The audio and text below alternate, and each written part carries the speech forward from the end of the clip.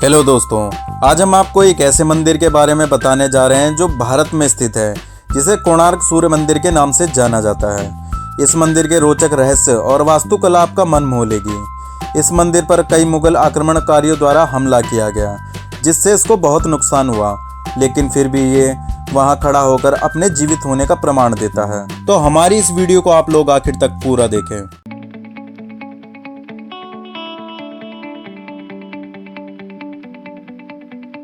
Hello दोस्तों, आप सभी का स्वागत है हमारे चैनल फैक्ट हिस्ट्री पे।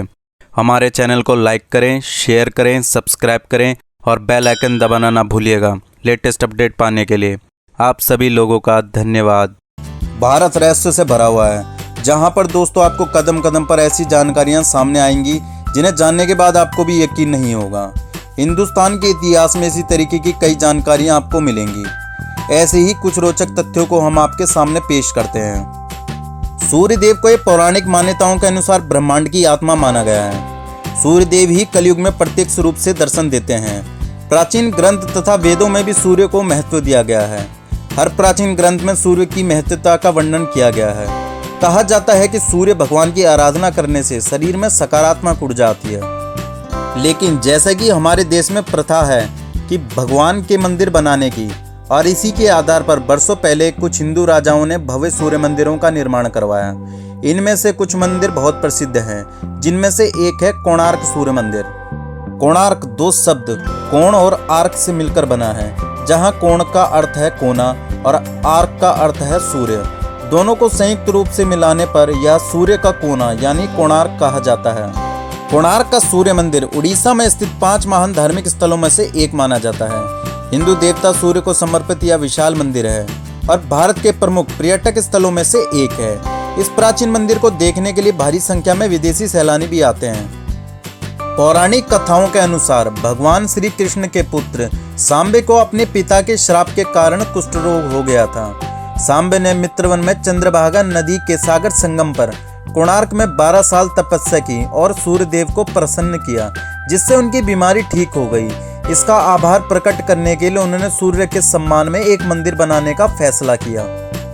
अगले दिन नहाते समय उन्हें भगवान की एक प्रतिमा मिली, जो विश्वकर्मा द्वारा सूर्य के शरीर से निकाली गई थी। सांबे ने यह चित्र मित्रवन में उनके द्वारा बनाए गए मंदिर में स्थापित किया।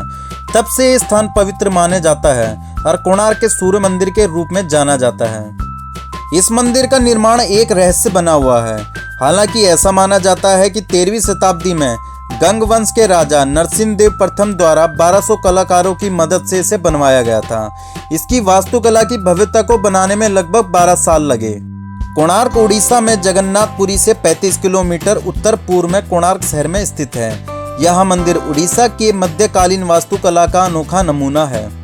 कोणार्क के सूर्य मंदिर का गर्भगृह में स्थापित किए गए सूर्य भगवान के साक्षात दर्शन करने का सौभाग्य बहुत कम लोगों को मिलता है। इस मंदिर को इस प्रकार से बनवाया गया था जिससे सूर्य की पहली किरण पड़ते ही मूर्ति वाली जगह चमकने लगती थी।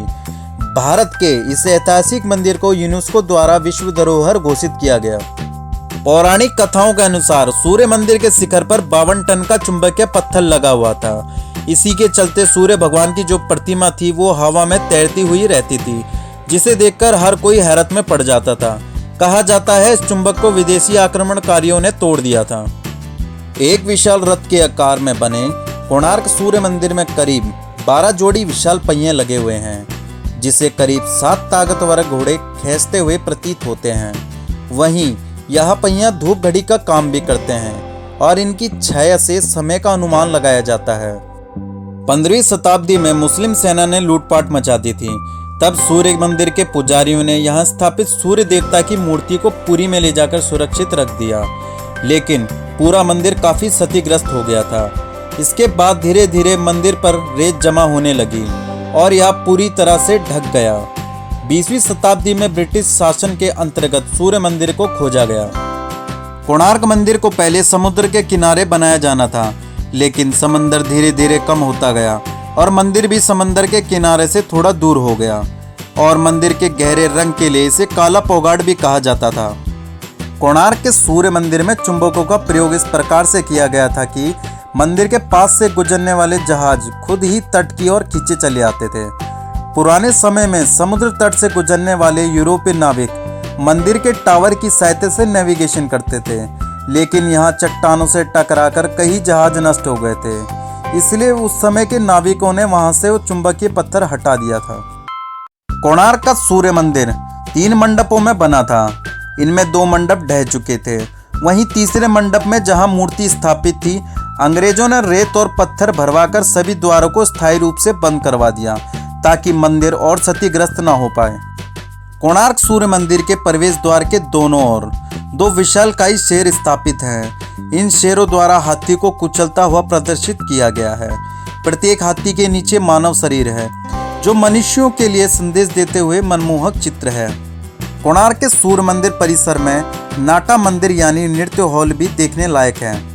कोणार्क के बारे में एक मिथक और भी है। यहाँ आज भी नर्तकियों की आत्माएं आती है।